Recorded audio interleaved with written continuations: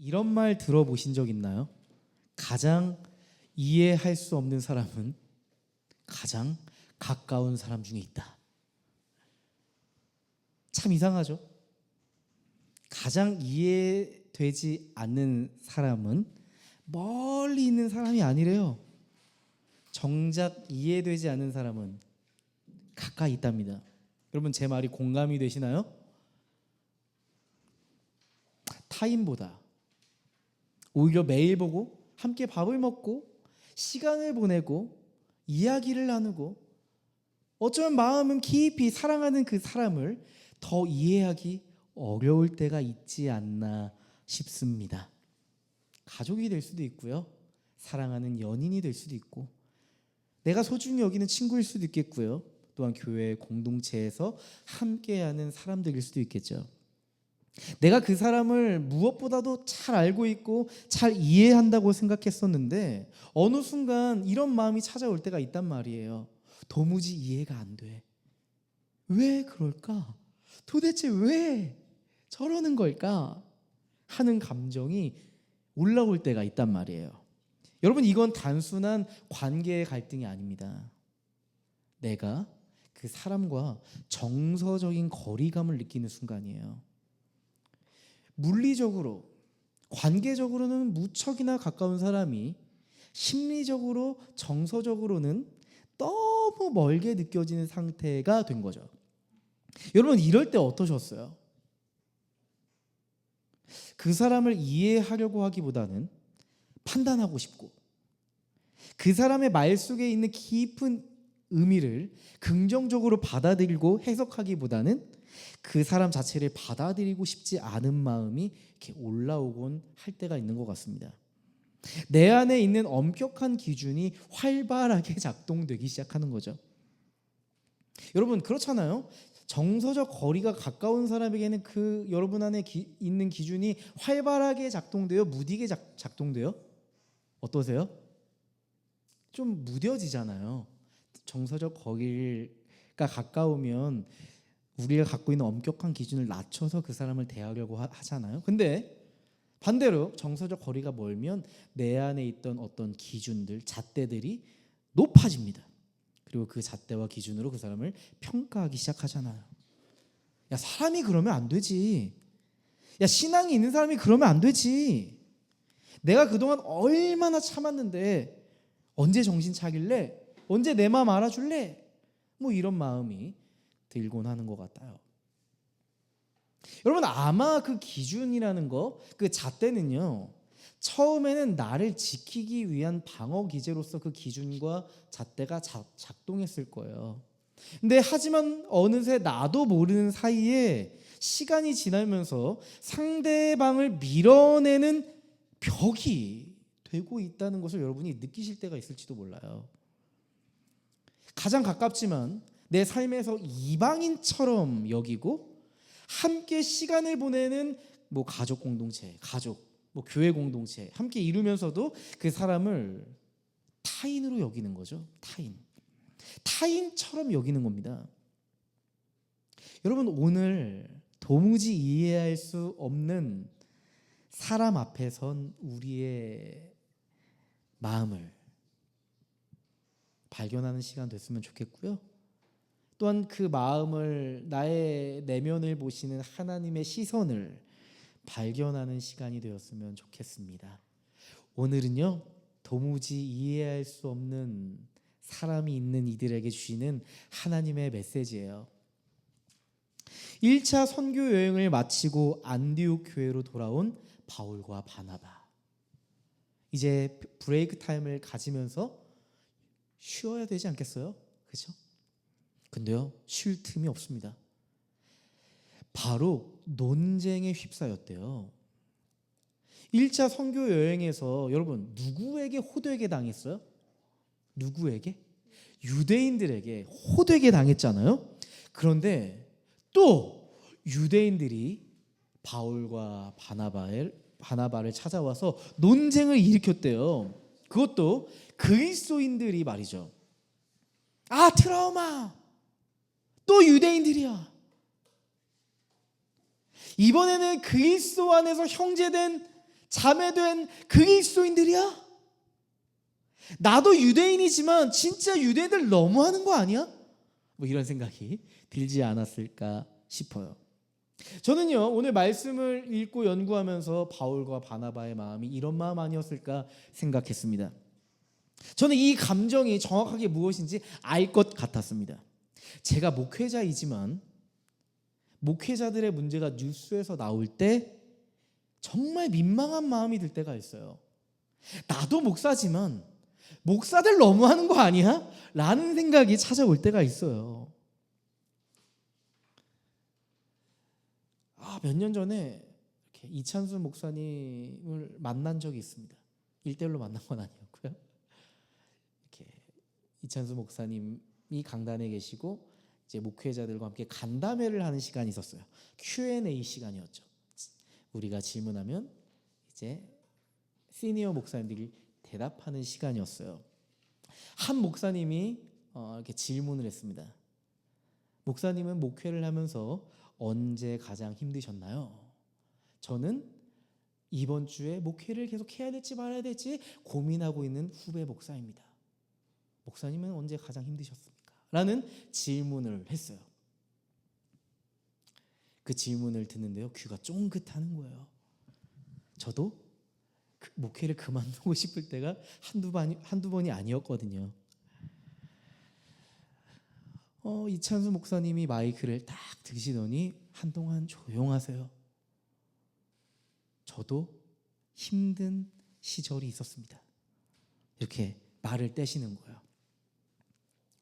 저도 여러분과 같이 목회를 하면서 견디기 힘든 시절이 있었습니다. 저에게 가장 큰 시련과 고통은 그리스도 안에서 형제된 자매들이 저를 비난하고 벼랑 끝으로 몰때였습니다. 저에게 변명할 기회조차 주어지지 않았고 저는 속수무책으로 말로 맞아야만 했습니다. 속에 천불이 나는 것 같고 견디기 힘든 모욕감을 느꼈지만 저는 어떤 말도 할 수가 없었습니다. 믿지 않는 사람들이 날 욕할 땐 견딜 수 있었습니다. 하지만 그리스도 안에서 하나된 몸된 우리 형제 자매들이 저를 이렇게 벼랑 끝으로 내몰 때 저는 어떻게 이것을 감당해야 될지 잘 모르겠다 생각을 했었어요. 저는 다시 목회를 해야 된다면 하지 않을 것 같습니다. 뭐 이런 얘기를 하시더라고요. 주 안에서 하나된 우리가 이렇게 피 흘리기까지 누군가 아플 때까지 싸워야 되겠는가, 거기에 대한 생각을 아직도 가지고 계시다고 이런 말씀을 하시는 거예요. 지금 이 일이 바울과 바나바에게 일어나는 거예요. 사도행전 15장 1절 2절 말씀이에요. 제가 읽어드릴게요. 몇몇 사람이 유대에서 내려와서 이렇게 신도들을 가르쳤다. 여러분이 모세의 관례대로 할례를 행하지 않으면, 할례를 받지 않으면 구원을 얻을 수 없습니다. 그래서 바울과 바나바 두 사람과 그들 사이에 적지 않은 충돌과 논쟁이 벌어졌다. 이렇게 말씀하고 있어요. 충돌과 논쟁이 벌어졌다. 여러분, 이 단어 충돌과 논쟁이라는 이 헬라 원어를 자세히 살펴보면요, 이건 사소한 의견 차이 정도의 대립을 의미하지 않습니다. 엄청난 투쟁, 그것도 반복된 갈등, 깊은 분열의 의미를 갖고 있어요. 여러분, 성경 다른 곳에서 지금 여기 쓴 이 단어를 어떤 의미로 쓰고 있냐면 폭동, 반란의 의미로 그 단어의 용례로 사용하고 있습니다. 얼마나 폭력적이고 과격하고 극단적인 단어인지 여러분 이해하실 수 있겠죠. 바리새파 그리스도인들과 바울과 바나바 사이에 심각한 수준의 논쟁이 일어난 거예요. 이제 분열이 일어날 것 같은 예감이 드는 논쟁이 일어나기 시작했다는 겁니다.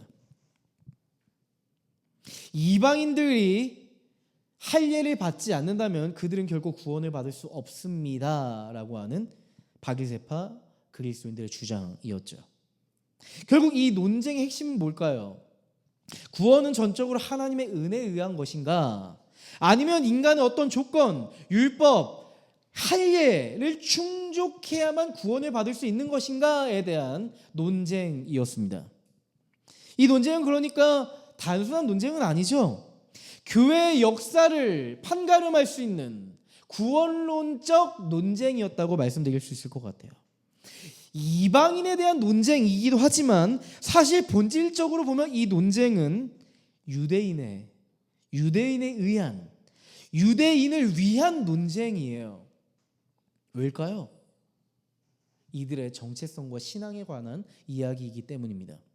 여러분, 이스라엘 백성들이 언제부터 할례를 받았는지 아세요? 창세기 17장에 보면 첫 할례가 등장합니다. 창세기 17장 11절 말씀이에요. 너희는 포피를 베어서 할례를 받게 하여라. 이것이 나와 너희 사이에 세우는 언약의 표다라고 하나님 말씀하세요. 하나님은요, 아브라함과 할례 언약을 맺으십니다. 그게 창세기 17장이에요. 아브라함과 그의 후손들은요, 하나님의 언약 앞에 전적으로 순종하겠다는 믿음의 고백을 담아 몸에 할례를 합니다. 할례는 하나님 앞에, 하나님의 언약 앞에 순종하겠다는 징표였습니다. 그 사건 이후에 이스라엘 백성들은 할례를 하면서 본인들이, 유대인들이 하나님의 백성임을 기억했고요. 이것이 고유한 이스라엘 백성들의 상징이 되었던 겁니다. 한번 할례를 받잖아요. 더 이상 취소할 수 없습니다. 할례를 받으면 이제 영원히 유대인이라고 하는 신분을 받게 되는 겁니다. 그러니까 할례를 한다는 건 어떤 의미예요? 이스라엘 백성들에게 영원히 유대인이라고 하는 정체성을 갖게 하고요. 또한 할례를 받는다는 것 곧 신앙 그 자체를 의미했습니다. 신앙을 가진다는 걸 의미했습니다. 또한 할례 행위는 유대인과 타민족 사이에 명확하게 구별되는 특징이었죠. 유대인들이 그러니까 얼마나 할례를 중요하게 여기고 대단하게 여기고 자랑스럽게 여기는지 우리는 할례의 역사성을 보면 조금은 알만하지 않나 싶어요. 우리는 사실 유대인이 아니기 때문에 그 유대인들의 그 어떤 생각에 대해서 이해하려고 할 뿐이지 이러한 모습이 때로는 사실 이해가 잘 되지 않을 때가 있습니다. 왜요? 우리에게 유대인들은 이방인이기 때문입니다. 우리에게 유대인들은 이방인이기 때문이죠. 하지만 할례의 역사성과 그 할례의 고유한 의미를 살펴보고 나면 그들이 적어도 왜 이렇게 할례에 대해서 민감하게 반응하는지에 대해서 충분히 이해될 만한 것 같아요. 할례의 논쟁은 결국 그들의 고유한 정체성과 신앙과 뿌리 깊게 관련이 있었다. 이렇게 말씀드릴 수 있을 것 같아요. 이제 이방인도 율법 없이 할례 없이 구원받을 수 있다고? 하나님의 백성이 될 수 있다고? 야, 그러면 우리가 여태까지 수천 년의 역사를 통해서 지켜온 이 율법, 이 할례는 뭐야? 안 돼. 그럴 수 없어. 하나님의 언약이었잖아. 지켜야 돼. 이런 마인드를 갖고 있었던 겁니다.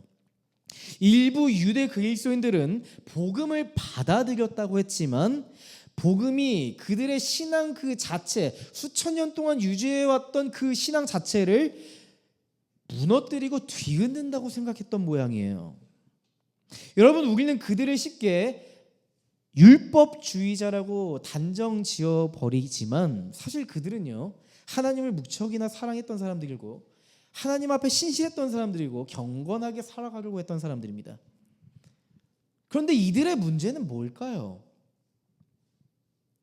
이들의 문제는 뭘까요? 할례의 역사성, 할례가 그들의 정체성이고 신앙 그 자체인 거 알겠어요. 그들이 무엇보다도 율법을 잘 따르며 살아가고자 하는 신앙적 열망과 열심과 신실함과 그 마음의 진실함을 알겠어요. 근데 그들의 문제는 뭘까요? 복음보다도 기존의 신앙 체계가 더 생명력 있게 그들의 삶에 작동하고 있었다는 겁니다. 복음보다도 그들이 옳다고 여겼던 방식을 더 믿었던 겁니다. 여러분 잘 아시잖아요. 복음을 받아들였다는 건 뭘 의미해요? 여러분의 인생에 새 시대가 열렸다는 겁니다. 여러분, 누군가는요 복음을 받아들였다고 하면서 여전히 구시대의 방식으로 삶과 신앙을 해석하며 살아가는 이들이 있어요. 그들이 바울과 바나바에게 논쟁을 일으켰던 사람들이었던 겁니다. 그리고 이제 그들은 복음을 받아들이고 하나님 나라에 참여하기 시작한 이방 이들에게까지 자신들의 삶과 신앙을 따르라고 그렇게 강요하고 있습니다. 그렇게 투쟁하고 있습니다. 자, 이때쯤 되면요, 우리는 누구의 의견이 궁금해져요? 할례에 대한 예수님의 의견, 예수님의 생각이 궁금해지지 않으세요? 재밌게도 제가 요한복음을 찾아보니까 예수님의 그 할례에 대한 생각이 분명하게 나와 있었습니다. 요한복음 7장 22절 말씀이에요. 모세가 너희에게 할례법을 주었다. 사실 할례는 모세에게서 비롯된 것이 아니라 조상들에게서 비롯된 것이다. 이 때문에 너희는 안식일에도 사람에게 할례를 준다. 예수님이 할례에 대한 언급을 직접 하십니다. 여러분, 제가 이 본문을 제가 해석해 드릴게요. 예수님은 유대인들이 할례 자체를 율법으로 절대화하는 태도를 정면으로 반박하시는 장면이에요. 할례가 뭐라고 얘기하세요? 할례라는 것은 내가 모세에게 율법을 준 것 이전에 하나님과 아브라함 사이에 은혜의 언약으로 시작된 거야 라고 말씀하시잖아요. 그런데 지금 너희는 그것을, 할례를 구원의 조건으로 만들어 버렸네. 마치 영적인 자격증처럼 할례를 만들어 버렸네.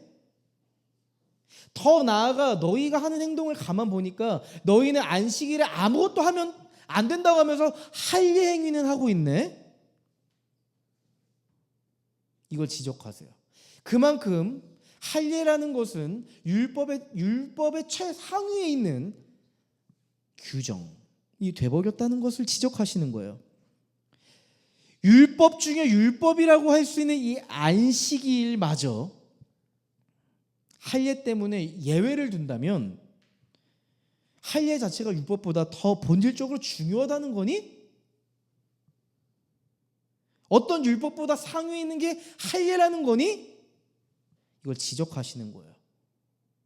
예수님은 할례에 집착한 나머지 할례 너머에 있는 본질, 신앙의 본질을 보지 못하는 유대인들을 책망하시는 장면이 요한복음 7장 22절의 말씀이에요. 또한 사도 바울은요, 유대인과 이방인이 공존하는 로마 교회에 이런 편지를 읽습니다. 로마서 2장 28절과 29절 말씀이에요. 제가 읽어드릴게요. 모양으로 유대 사람이라고 해서 유대 사람이 아니요 겉모양으로 살갗에 할례를 받았다고 해서 할례가 아닙니다.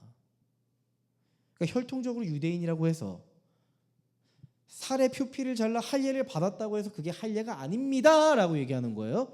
29절 말씀, 오히려 속 사람으로 유대 사람인 이가 유대 사람이며 율법 조문에 따라서 받은 할례가 아니라 성령으로 마음에 받는 할례가 참 할례입니다. 이런 사람은 사람에게서가 아니라 하나님에게서 칭찬을 받습니다. 바울은 뭐라고 얘기하는 거예요? 할례는 어디에 받으라는 거예요? 피부를 잘라 받는 게 아니라 성령을 통해 마음의 할례를 받으라라고 말합니다. 그게 진짜 할례요, 참 할례라고 얘기하는 거예요. 너희들이 몸의 할례를 받았을 때는 사람에게 칭찬을 받겠지만 성령을 통해 마음의 할례를 받는다면 너희는 누구에게 칭찬을 받는다고 말씀하세요? 하나님에게 칭찬을 받는다고 로마 교회 성도들에게 이야기합니다. 그러니까 본질적인 질문을 던지는 거죠. 하나님이 진짜 원하시는 게 뭘까? 겉모습에 드러난 할례일까? 여태까지 너희들이 세웠던 기준이고 그 할례라는 형식일까? 아니, 바울은 단호하게 얘기합니다. 진짜 유대인은 혈통과 율법의 규율을 따르는 것에 있지 않고 성령이 주신 마음의 할례에 있습니다. 참된 할례는 살갗에 하는 게 아니라 마음에 새기는 겁니다. 여러분, 지금 이 선언, 예수님의 선언과 바울의 선언은 무엇을 의미할까요? 이건 하나님의 나라에 들어가는 그 기준 자체가 완전히 복음을 통해 바뀌었다는 것을 선언하는 겁니다. 유대인이냐 이방인이냐, 어떤 혈통인가, 할례를 받았는가 받지 않았는가, 얼마나 율법을 잘 지켰는가, 얼마나 의롭게 살았는가가 아니라 복음을 받아들이고 성령 안에서 새롭게 된 사람인가, 이게 중요하다는 겁니다. 여러분, 성령 하나님은요, 지금도 여전히 우리의 속사람을 새롭게 하기를 원하세요. 성령 하나님은 우리와 함께 하시면서 끊임없이 우리의 내면을, 우리의 속사람을 하나님의 나라에 살아가는 백성답게 만들고 싶어 하십니다. 마음의 할례를 베풀고 싶어 하신다는 겁니다. 여러분, 우리도 이런 오류에 빠질 수 있지 않나 생각하게 되었어요. 나도 나의 종교적인 모습에 속아 넘어갈 수 있단 말이에요. 여러분, 전 목사입니다. 지금 설교를 하고 있습니다. 얼마나 신앙적이어 보이고 유대 사람들의 표현처럼 할례 받은 사람처럼 행동하고 있어요. 여러분, 성도들도 찬양도 잘하고 소그룹 리더도 하고 교회 안에서 여러 가지로 이것저것 헌신하고 사역하다 보면 우리는 어떤 생각을 하게 돼요? 이 정도면 괜찮은 신앙인 아니야? 이 정도면 내가 하나님을 위해서 얼마나 열심히 살고 있어 라고 하는 괜찮은 그리스도인이라는 생각을 해요. 옆에 사람을 보면서도 와, 저 언니는, 저 오빠는, 저 누나는 참 교회에서 열심히 해, 참 헌신적이야, 참 괜찮은 그리스도인이야 라는 생각을 하고 맙니다. 저는요, 이러한 저의 헌신, 여러분의 헌신을 폄훼하고자 하는 의도는 1도 없어요. 하지만 우리의 헌신 아래에 있는 어두운 민낯을 한번 보자는 거예요. 우리의 헌신이 신앙의 의가 되는 순간 우리도 유대 그리스도인처럼 우리의 인생에 새겨진 헌신의 할례를 자랑하는 꼴이 되어버립니다. 여러분, 그거 아세요? 열심히 헌신하는 사람일수록 이렇게 사역해야지, 이렇게 해야지 라고 요구해요. 그래서 목사님들이 많은 요구를 합니다. 목사님들이 많은 걸 하고 계시니까 성도들에게도 많은 것을 요구합니다. 목사님들만 그럴까요? 열심히 하고 헌신하는 성도님들, 열심히 하는 청년들도 내가 봤을 때 시간이 남아도는 것 같아 보이는 정말 열심히 하지 않는 청년들을 보면 야, 열심히 해야지, 신앙이 있다면서 그럴 수 있어? 막 이런 핀잔을 할 때가 있죠. 다른 일들도 나와 같이 이렇게 헌신해야만 신앙적이라고, 바람직한 것이라고 무의식적으로 여기게 됩니다. 그러면서 결코 그렇게 행동하지 않는, 신앙적으로 살아가지 않는 일을 보면서 우린 끝내 이런 생각을 하고 마는 것 같아요. 내가 보기엔 저 인간 구원받을 수 없어 라는 생각을 할 때도 있어요. 저 인간의 구원을 의심해 봐야 돼, 이런 생각을 하게 된다는 거죠. 그 사람은 구원받을 수 없는 거라며 단정 지어버린 태도를 갖기도 하는 것 같아요. 나의 신앙적 기준이 그 사람을 단정 지어버리는 거죠. 적어도 내 삶의 신앙적 기준에서 벗어난 사람은 구원받을 수 없는 사람이 되는 겁니다. 나에게서 구원받을 수 없는 사람이 되는 거죠. 내 눈밖에 난 사람이 되는 거예요. 그렇게 우리는 하나님의 위치에서는 오류에 빠지고 맙니다. 이런 오류에 빠지는 거예요. 바울은 지금까지 유대인들이 붙들고 살았던 이 할례라는 자부심의 기초를 해체합니다. 굉장히 혁신적인 발언이었습니다. 하지만 가장 복음적인 발언이었습니다. 맞아요. 겉 모양이 우리 스스로를 바꿀 수 없죠. 우리가 아무리 아름다운 옷을 입고 비싼 옷을 입어도 우리의 속사람은 변하지 않아요. 그냥 겉사람만 그럴싸해 보일 뿐인 거죠. 하지만 우리의 속사람이 바뀌면 다른 사람이 알아챌 정도로 우리의 겉사람, 보여지는 우리의 모습, 표현되는 우리의 모습도 저절로 바뀌게 돼요. 아무리 우리가 겉으로 자신감을 갖고 난 괜찮은 사람이라고 훌륭한 척 할지라도 여러분, 우리는 복음 앞에 서면 어때요? 어떠셨어요? 나의 속사람의 초라함을 발견하게 된단 말이에요. 여러분, 복음은요 보이고 드러나는 신앙의 모습보다 보이지 않고 드러나지 않은 나의 어두운 모습에 주목하게 해요. 복음은 그렇게 합니다. 여러분, 이방인들도 할례 받지 않으면 구원받을 수 없다는 이 논쟁은요, 아까 얘기했던 것처럼 구원은 전적으로 하나님의 은혜인가, 아니면 구원에도 할례와 율법과 같은 이런 조건을 충족해야 하는가라는 논쟁이기도 하지만, 여러분, 이 내용을 본질적으로 보면 율법과 복음과의 관계를 잘 몰라서 생기는 일이에요. 여기서부터 살짝 어려워질 수 있는데 제 얘기 잘 들어보세요. 복음과 율법과의 관계를 잘 이해하지 못해서 그래요. 근데 이 당시는요, 율법과 복음과의 관계를 잘 정립할 수 있는 시간이 없었어요. 예수님이 십자가에서 죽으시고 부활하신 지 얼마 되지 않았을 뿐만 아니라 이들도 현장에서 이방인들이 의심을 하는 것을 보면서 헉 하고 놀라고 있었단 말이에요. 그러니까 율법과의 복음과의 관계를 지금 정립할 수 있는 때였던 거죠. 여러분, 율법과 복음과의 관계를 오해하게 되면 두 가지 양상이 나타납니다. 첫 번째는요, 율법과 복음을 이원론적으로 구분해서 생각하는 경향성을 갖습니다. 두 번째는요, 이런 생각을 가져요. 구약의 율법은 끝났어. 더 이상 율법 지킬 필요 없어. 율법에 대한 부정적 인식, 율법 폐기론자가 됩니다. 그러니까 일부 유대 그리스도인들은 첫 번째 오류에 빠지고 있는 거죠. 율법과 복음을 이원론적으로 생각하는 거예요. 그래, 맞아, 복음 은혜지, 하나님의 사랑이지, 나를 위해 죽으셨지, 내 죄를 사하셨지, 맞아. 그런데 율법은 지켜야 돼. 그래 구원받을 수 있어 라는 이원론적인 생각을 갖고 있는 겁니다. 이 생각이 일부 유대 그리스도인들이 가지고 있었던 오류였다는 거예요. 그리고 현대 그리스도인들은 어떤 오류에 빠질까요? 첫 번째에 빠질까요? 두 번째에 빠질까요? 두 번째에 빠지겠죠. 오은유 잘 따라오고 있어. 좋아요. 자, 두 번째 오류에 빠질 위험이 있어요.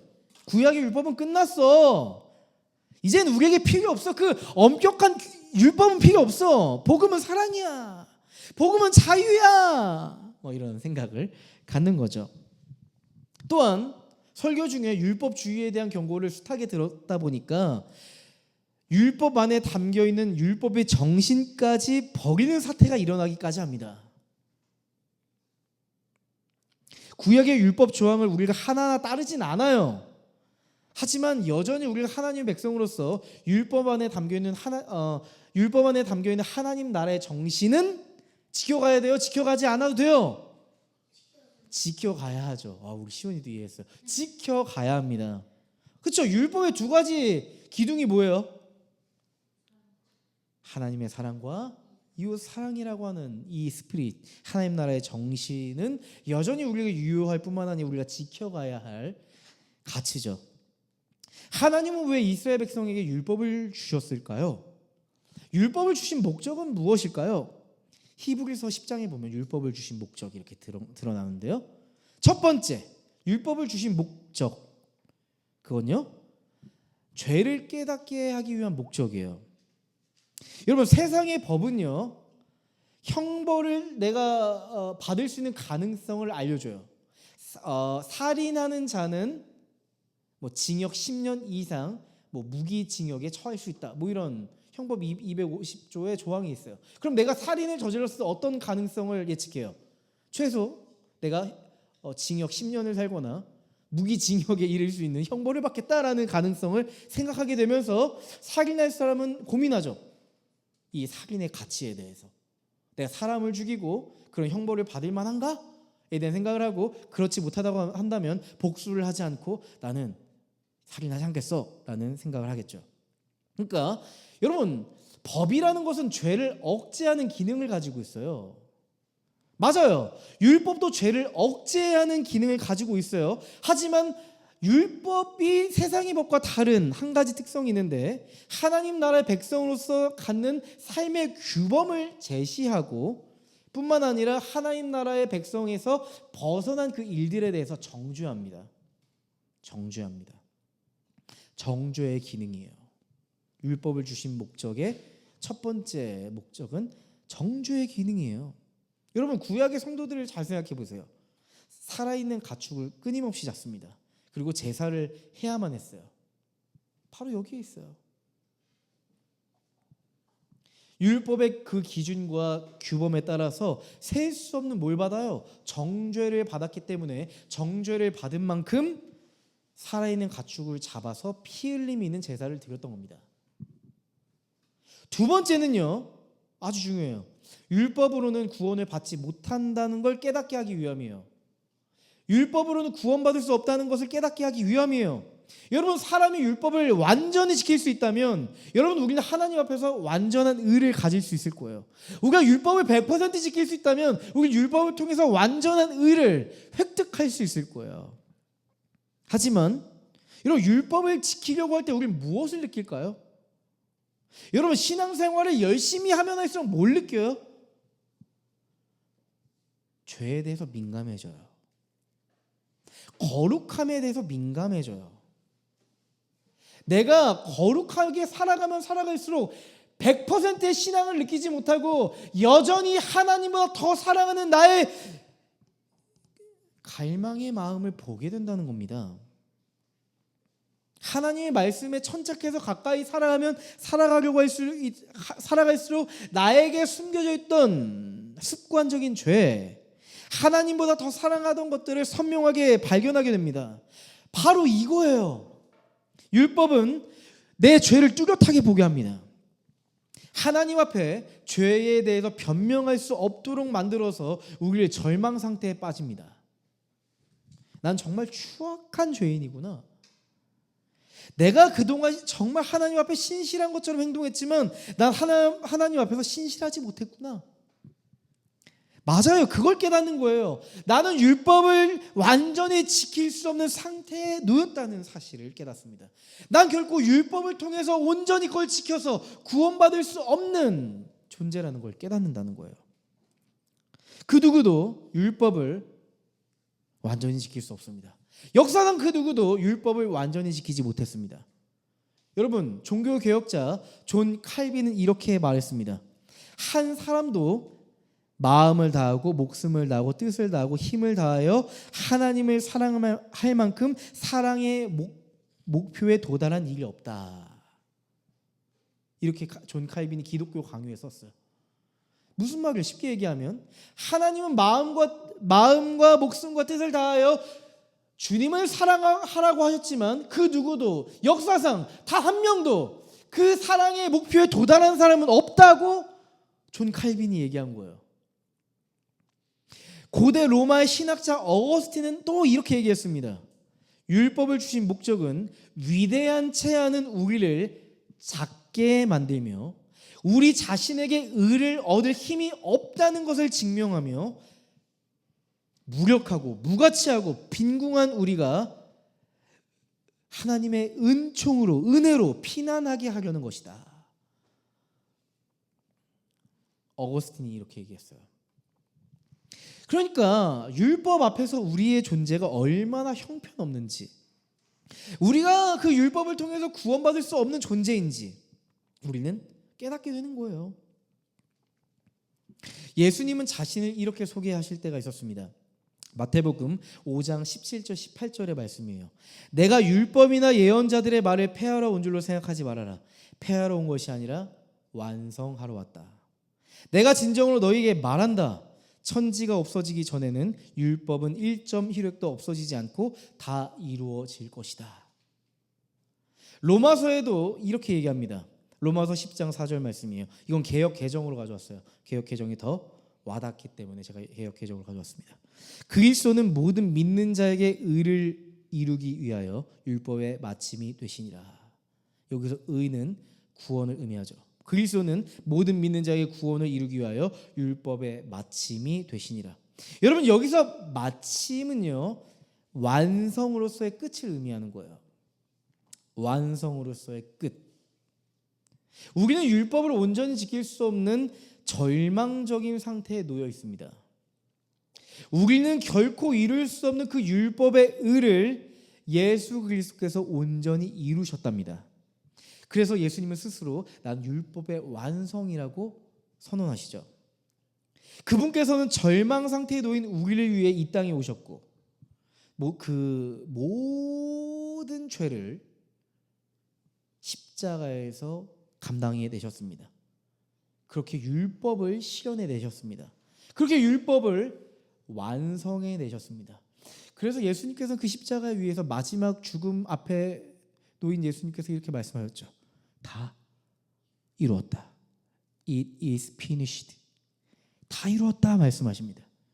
예수님은 율법을 완전하게 이루신 중보자가 되십니다. 이제 우리는 예수 그리스도가 이루신 그 의를 받아들이고 우리는 하나님께 의롭다고 칭찬받게 됐습니다. 예수께서 그 모든 의를, 율법의 의를 십자가에서 이루셔서 우리도 의롭다 칭찬을 받게 되었습니다. 칭의죠. 하나님의 은혜라고밖에 말할 수 없습니다. 그리고 이제 하나님의 자녀된 우리는 더 이상 과거의 그 절망 상태로 살아가지 않아요. 복음을 받아들인 우리는 하나님 나라의 자녀답게 살아가기 위해서 우리는 열심히 고군분투합니다. 더 이상 율법 조항에 매여서 율법을 지키려고 노력하는 것이 아니라 정죄를 받으면서 살아가지 않고 이제는 하나님을 사랑하고 이웃을 사랑하는 이 율법의 정신을 가지고 하나님 나라의 삶의 방식을 가지고 살아가게 되는 거죠. 여러분, 이방인이라는 이 단어를 사전적 정의로 보면 다른 나라에서 온 사람이에요. 여러분은 어떤 사람을 이방인이라고 여기세요? 아마 다른 나라에서 왔어도 조금 소통해서 마음이 연결되면 아마 우리는 그 사람을 이방인이라고 여기지 않을 겁니다. 아마 여러분이 이방인이라고 생각하는 그 사람은요, 내 삶과 전혀 관계없는 완전한 타인을 떠올리실 거예요. 사실 우리에게 이방인은요, 나와 정서적으로 가장 먼 사람, 거리감을 느끼는 사람을 이방인으로 여기지 않나 싶습니다. 그때 나만의 엄격한 기준이 작동되기 시작합니다. 유대 그리스도인들이 그랬던 것처럼 정작 나도 지키지 못했던 율법의 엄격한 기준, 나만의 율법의 그 엄격한 기준을 그 사람에게 들이대기 시작합니다. 여러분, 나만의 신앙적인 규율과 기준이 정서적 거리가 먼 그 사람에게 작동된다는 건요, 지금 복음이 내 삶에 영향을 미치지 못하고 작동되지 않는다는 걸 의미해요. 그러니까 위험 신호죠. 위험 시그널입니다. 사실 이 국면에서는요, 그 사람이 내 기준에 부합하지 않아서 문제가 생긴 게 아니에요. 내가 복음이 아닌 다른 기준을 들이대고 있는 내가 문제인 거예요. 내가 지금 뭘 하고 있는 거예요? 복음적 사랑이 아니라 자기 중심성에 의한 기준이 선명해지고 있는 거예요, 지금.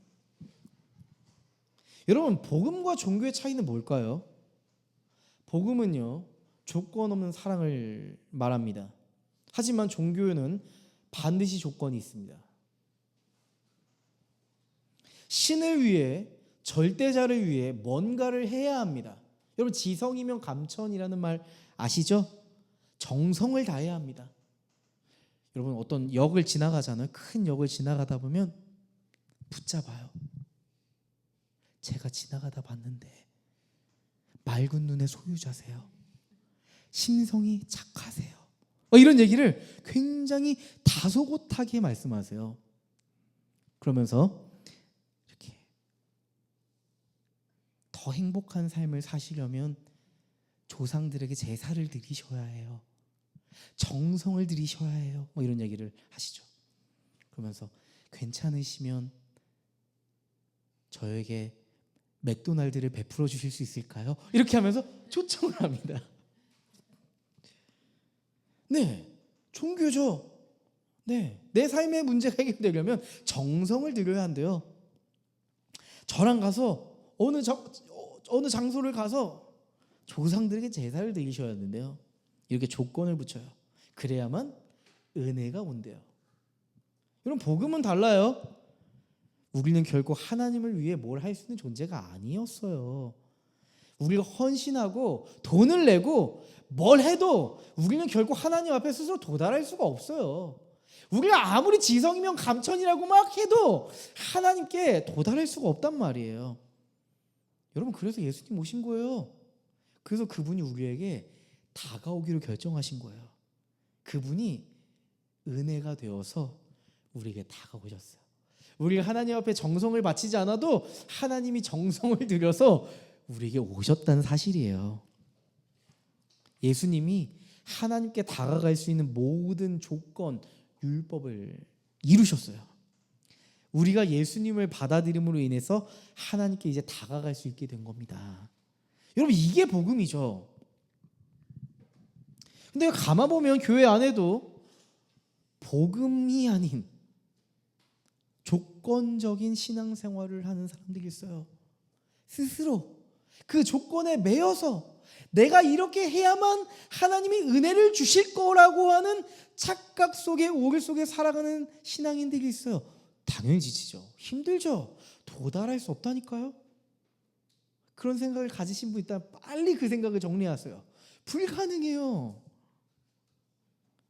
여러분, 여러분의 인생에 평생에 있죠. 수많은 이방인들이 찾아올 겁니다. 수많은 이방인들이 여러분의 인생에 이렇게 스쳐 지나갈 거예요. 복음과 무척이나 어울리지 않는 사람일 거고요. 나와 잘 맞지 않는 사람일 거고요. 정서적 거리감이 있는 사람일 거고요. 하나님조차도 어떻게 할 수 없는 빌런 같은 사람도 있을 겁니다. 이런 이방인들이 우리의 삶에 한 번씩 스쳐갈 거예요. 종종 찾아올 거예요. 그때 우리 내면에서 아까 사도행전 15장에서 일어났던 그 논쟁이 일어날 겁니다. 저 사람들은 구원받을 수 없다고. 저들은 복음을 받아들일 수 없다니까. 하나님은 저 사람을 감당하지 못할 거라고. 내가 저 사람의 인생을 알아. 진짜 형편없고 별로야. 이런 생각이 들 때가 있잖아요. 저도 그런 사람이 드는 사람이 종종 있었던 것 같아요. 답이 보이지 않아요. 마음에 들지 않아요. 진짜 마음이 가지 않는 사람이 있단 말이에요. 너무 어려운 사람이 있단 말이에요. 근데 여러분, 그거 아세요? 우리도 복음을 받아들이기 전에 하나님에게 그런 존재였다는 사실입니다. 우리도 하나님에게 이방인이었습니다. 여러분, 제가 하나님 앞에 답이 없는 사람이었습니다. 저는 결코 구원받을 수 없는 사람이었습니다. 저는 하나님도 감당하지 못할 정도로 삐뚤어진 사람이었습니다. 그런데 그런 이방인을, 그런 삐뚤어진 이방인을 받아들여 주셨던 사람이 있었어요. 고등부 시절이 떠올랐습니다. 축구가 내 전부였던 시절. 예배 시간과 축구 매치 시간이 항상 겹쳐요. 왜요? 제가 주장이었거든요. 항상 제가 그 시간에 매치를 잡았어요.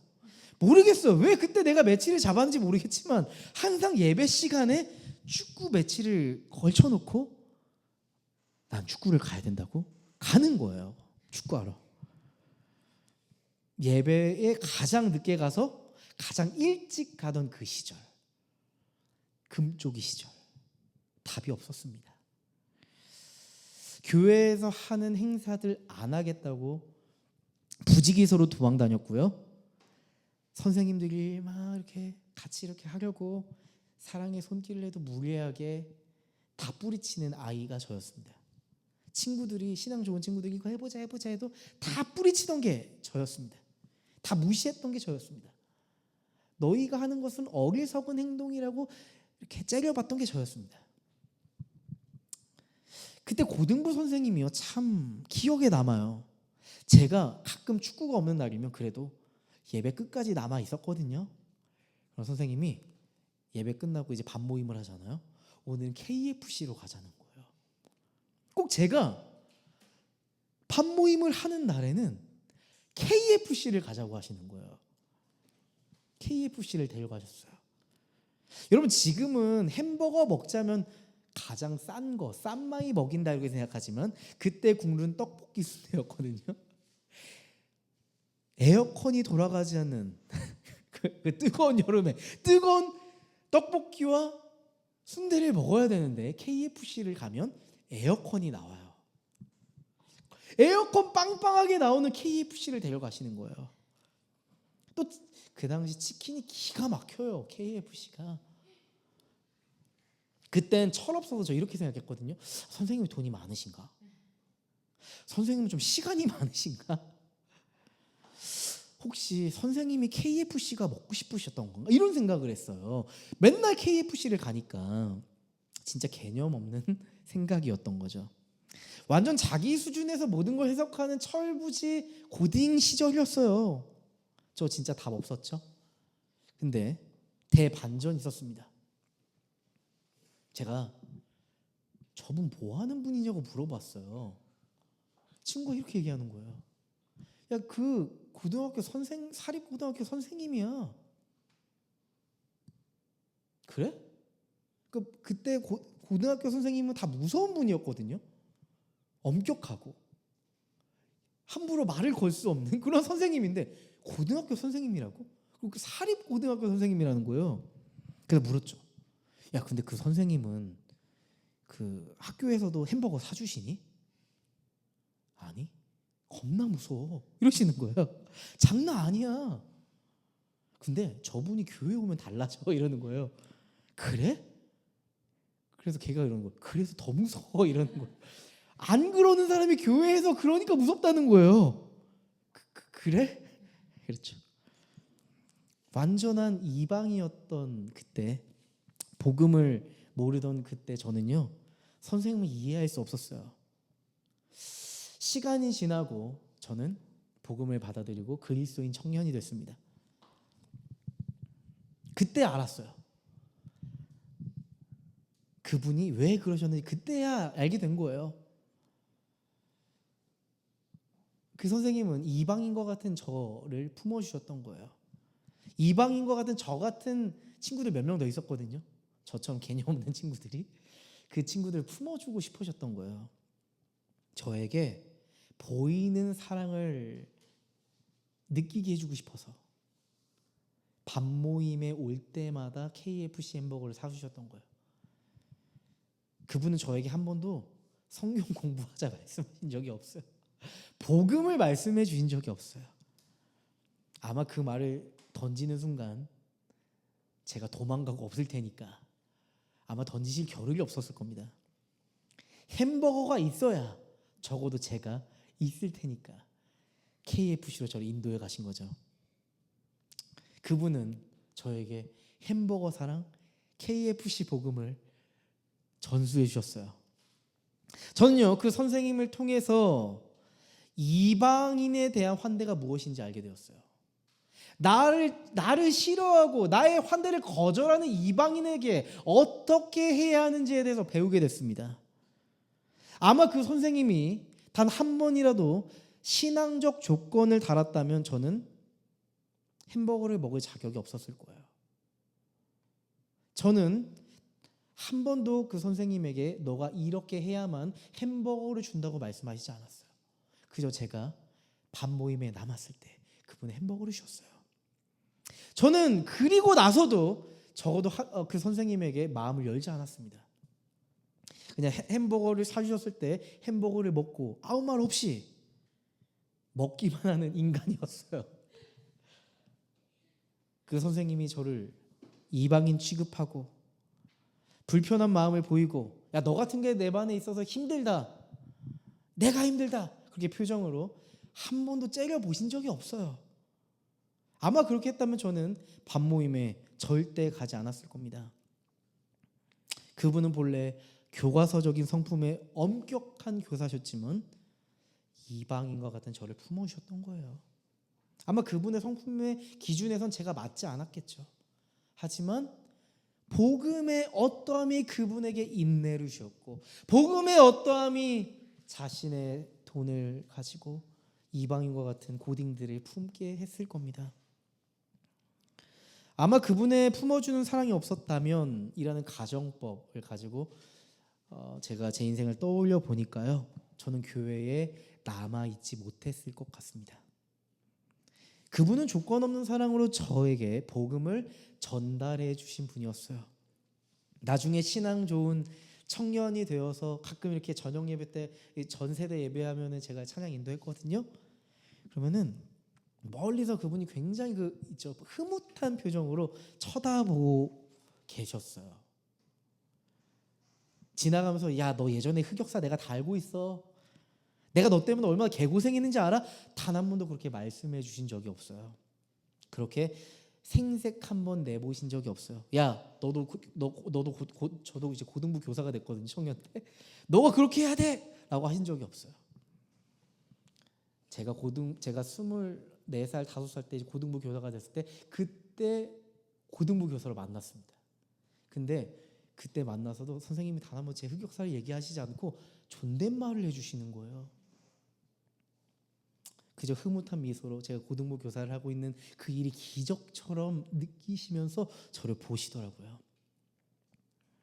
그 흐뭇한 미소가 아직도 기억에 남아요. 그게 예수님의 마음이 아니었을까요? 내가 지금 율법주의자의 마음으로 누군가를 평가하고 있다면 아마 그 사람은 우리가 친구가 되지 못하고 그 사람은 여전히 내 삶에 이방인으로 머물고 있을지 모릅니다. 그 사람이 하나님께 나올 수 있는 틈 없이 주저하고 있을지 몰라요. 그 사람은 내가 세운 엄격한 기준에 질식당하고 도망가 버릴지 몰라요. 그 사람은 내가 내세운 그 엄격한 기준에 전염되어서 또 다른 율법주의적인 신앙을 가진 괴물이 되어버릴지 모릅니다. 예루살렘 회의는 말 그대로 폭풍 그 자체였어요. 많은 변론이 오갔고 그 과정에서 격한 감정들이 튀어나왔겠죠. 하지만 결론이 결코 나지 않는 거예요. 누가 맞고 누가 틀렸고의 문제가 아니었어요. 지금 복음은 무엇인가? 복음을 가진 교회는 어떻게 해야 되는가? 이 논쟁에 대해서 답을 내려야만 했어요. 이 본질을 찾아가야 했어요. 지금 초대교회는 본질을 찾아가는 여정 중에 있던 거예요. 그때 베드로가 용기를 내어서 손을 듭니다. 여러분, 제가 할 말이 있습니다. 지금 이 논쟁을 듣던 가운데 저는 10년 전 일을 떠올리게 됐습니다. 여러분 아시죠? 이방인 백부장 고넬료의 회심 사건 말이죠. 하나님께서 그 사건을 생각나게 하셨습니다. 아시잖아요. 그 이방인 가정, 로마 군대의 백부장 고넬료가 복음을 받아들이고 그 가정이 전부 회심했잖아요. 성령 하나님의 은혜였습니다. 그 고백을 해요. 15장 9절 말씀이에요. 하나님께서는 그들의 믿음을 보셔서 그들의 마음을 깨끗하게 하시고 우리와 그들 사이에 아무런 차별을 두지 않으셨습니다. 그런데 지금 여러분은 왜 우리 조상들이나 우리가 다 감당할 수 없는 멍에를 제자들의 목에 메워서 하나님을 시험하시는 겁니까? 우리가 주 예수의 은혜로 구원을 얻고 그들도 꼭 마찬가지로 주 예수의 은혜로 구원을 얻었다고 우리는 믿습니다. 하나님께서 그들의 믿음을 보시고 그들의 마음을 깨끗하게 하셨습니다. 유대인이나 이방인이나 차별 없이 대하셨습니다. 그런데 왜 여러분들은 하나님을 시험하십니까? 우리도 감당하지 못했던 멍해는 율법을 의미하죠. 우리도 감당하지 못했던 율법의 멍해를 왜 그들에게 지우려고 하십니까? 베드로는 아마 일부 유대인들의 마음, 그 심정을 알았을 거예요. 왜요? 10년 전에 베드로도 이방인 고넬료를 만나고 싶어 하지 않았잖아요. 그 이방인을 만나 복음을 전하는 걸 꺼려했었잖아요. 자신도 한때 이방인들을 부정하다고 생각했으니까요. 근데 그들이 복음을 받아들인 그 사건으로 인해서 복음은 베드로의 생각을 완전하게 부쉈습니다. 구원은 은혜로 주어진 하나님의 선물이라는 사실을 받아들이고 완전히 패러다임 시프트가 된 거예요. 복음은 반드시 우리의 삶의 패러다임 시프트를 갖게 합니다. 전환을 이룹니다. 그러니까 베드로는 이렇게 질문하는 거예요. 그 은혜 앞에서 누가 누구에게 기준을 들이밀 수 있겠습니까? 우리 모두가 은혜를 받았을진데 누가 누구에게 기준을 들이밀 수 있겠습니까? 이렇게 말하는 거죠. 여러분, 그 자리에 있던 회중들, 그들의 그 가운데 있었던 일부 유대인들, 바리새파 유대인들은 어떤 반응이었을까요? 12절 말씀이에요. 그러자 온 회중은 조용해졌다.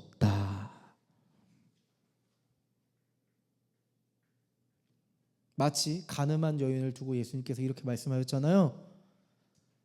죄 없는 자가 돌로 치라 했을 때 그 가늠한 여인을 향해 돌을 들었던 사람들이 돌을 내려놓고 어떻게 했죠? 각자 갈 길을 갑니다. 그리고 시간 지나자 가늠한 여인 주변에는 예수님과 그 가늠한 여인만 남았어요. 조용해졌어요.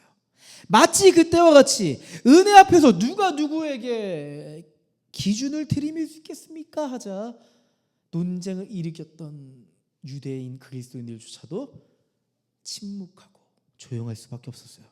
그런데 그때 또 한 사람이 손을 듭니다. 이번에는 예루살렘 교회의 지도자 야고보였어요. 야고보는 예수님의 친동생이었고요. 지금 이 예루살렘 총회의 의장이었어요. 야고보는 단호하고 명료하지만 따뜻함으로 이야기합니다. 자, 읽어드릴게요. 13절부터 18절까지의 말씀이에요. 야고보가 대답하였다. 형제 여러분, 내 말을 들어보십시오. 하나님께서 이방 사람들을 돌아보셔서 그들 가운데서 자기 이름을 위하여 처음으로 한 택하신 경위를 시므온이 이야기했습니다. 시므온은 베드로겠죠. 예언자들의 말도 이것과 일치합니다. 예언서에 이렇게 기록되어 있습니다. 이 뒤에 내가 다시 돌아와서 무너진 다윗의 집을 다시 짓겠으니 허물어진 곳을 다시 고치고 그 집을 바로 세우겠다.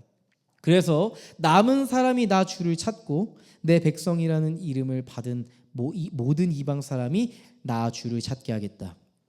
이것은 주님의 말씀이니 주님은 옛부터 이 모든 일을 알게 해주시는 분이시다.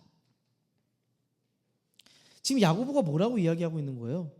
하나님께서는 이방인도 자기의 백성으로 삼으신 그 이야기를 성경에 기록해 놓으셨습니다. 야고보는 아모스서를 인용해서 말해요. 무너진 다윗의 장막을 다시 세우실 겁니다. 그리고 내 이름으로 불리는 모든 이방인도 주님을 찾게 될 겁니다 라고 하는 아모스의 말씀을 인용해서 말합니다. 그러니까 야고보는 이방인을 받아들이는 이 복음은 새로운 것이 아니라 오히려 구약의 예언과 정확하게 일치한다는 것을 선언하는 겁니다. 공동체적 선언이죠. 그리고 결론을 내려요. 19절 20절.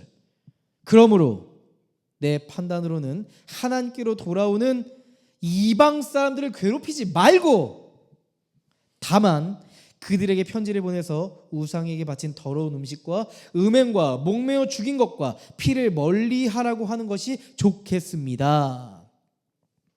이방인을 괴롭게 하지 맙시다. 단지 우리가 할 수 있는 걸 합시다. 그들이 복음 안에서 회복되고 변화되고 성장할 수 있도록 그들이 우상 숭배하는 것을 금지합시다. 음행과 같은 행위에 빠지는 것을 멀리할 수 있도록 도와주고 양육합시다. 이건요, 복음을 왜곡하거나 후퇴시키는 타협이 아니었어요.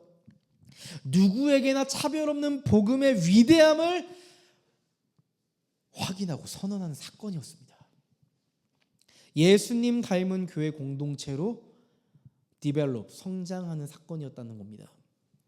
저는 이런 생각을 해봤어요. 만약 이때 2000년 전에 이런 결정이 없었다면 지금은 어떻게 되었을까? 이방인도 할례를 받아야 한다고, 그래야만 구원받을 수 있다고 예루살렘 교회 총회에서 그런 결정을 내렸다면 어떤 일이 지금 현 시대에 일어날까? 율법의 기준이 예수께서 이루신 복음을 왜곡해 버렸다면 어떤 일이 일어났을까 생각해 봤거든요. 아마 우리는 이 자리에 앉아 있지 않을 겁니다. 우리는 그 율법의 기준 안으로 들어가려고 하지 않을 겁니다. 가뜩이나 피곤하고 힘든 세상 속에서 자본주의 한복판에서 끊임없이 자격을 증명해야 하는, 기준을 충족해야 하는 인생을 살아가는 우리에게 굳이 율법이 요구하는 그 규율에 우리가 들어갈 필요를 느꼈을까요? No! 필요하지 않았을 거예요. 우리는 오늘 이 자리에서 하나님의 말씀을 누리지 않을 겁니다. 복음의 매력을 느끼지 못할 겁니다. 율법적 신앙에 지쳐서 쓰러지고 있었을 겁니다. 자유와 은혜는 종교적인 규율 속에 묻혀버리고 그저 기독교는 유대인의 전통 속에 머물렀을 거예요. 하나님은요, 2000년 전에 이 예루살렘 총회 사건을 통해서 율법의 벽을 뛰어넘게 하셨습니다. 하나님은 복음이 벽이 아니라 다리를 놓는 메시지가 되도록 하셨습니다. 복음은 율법의 잣대를 버리고 이방인에게 은혜의 초대장을 건네게 하셨습니다. 건네게 합니다. 율법은 복음의 잣대를 내려놓고 이방인에게 은혜의 초대장을 건네게 합니다. 여러분, 우리 내면 안에도, 교회 공동체 안에서도 우리는 이러한 논쟁을 끊임없이 할 겁니다. 저 사람을 받아들여도 될까? 저 사람이 우리의 교회에 해가 되지 않을까? 저 사람이 우리의 교회에 온다면 우리 공동체가 힘들지 않을까? 이러한 정서적 거리감 때문에, 그 사람의 결정적인 어떤 하자 때문에, 결코 변화될 수 없어 보이는 그 사람의 성품 때문에 우리는 그가 바뀌어야만 받아들일 수 있다고 생각할지 모르겠어요. 그 사람이 바뀌어야만 그 사람이 우리의 공동체에 들어올 수 있다고 생각할지 모르겠어요. 만약 그렇게 우리가 결정을 내린다면 아마 그 사람은 끝까지 이방인으로 남아있을 겁니다. 단지 우리 교회에만, 나의 삶에서만 이방인이 아니라 하나님에게 이방인으로 남는 가슴 아픈 일이 벌어질 거예요. 여러분, 괜찮아요. 우리가 감당해 보자고요.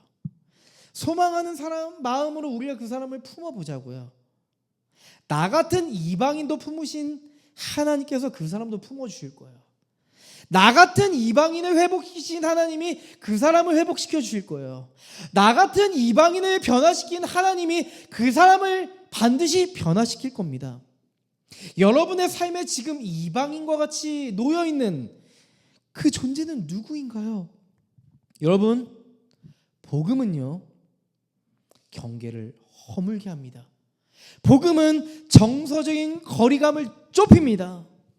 도무지 이해할 수 없는 사람을 형제라 부르고 자매라 부르고 나의 자녀라고 부릅니다. 하나님은 그렇게 이방인과 같았던 그 사람과 친구 되게 하시고, 그렇게 이방인과 같은 사람과 함께 교회 공동체를 이루게 하실 겁니다. 그렇게 하나님은요, 교회 공동체를 이루고자 하시는 계획을 갖고 계시다는 겁니다. 율법의 잣대가 아닌 은혜의 품으로 이방인을 초대하십니다. 이게 바로 주님의 교회 모습이죠. 우리가 도무지 이해할 수 없는 이방인 같은 사람들이야말로 하나님의 은혜로 초청하기를 원하시는 사람들이에요.